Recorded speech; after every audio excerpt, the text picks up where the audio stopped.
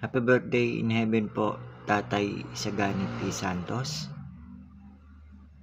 Nawa po ay masaya ka sa iyong kinaroroonan at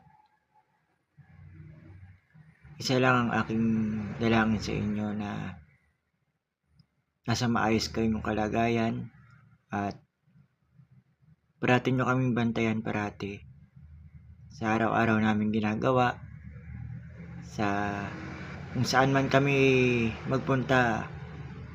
Ramdam ko na kayo pa rin po ang aking nasa tabi namin at parating nakagabay sa akin, at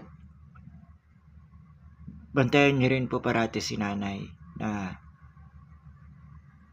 lalo pang tumaba at simigla ang pangangatawan.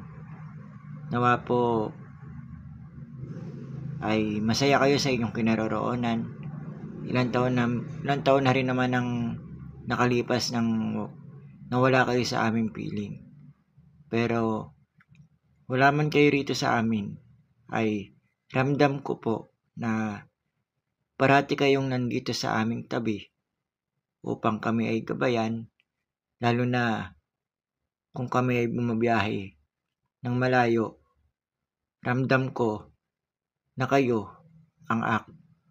ay kasama namin sa aming paglalakbay patungo sa aming pupuntahan, dahil alam ko po na mahal nyo kami ng mga apo nyo at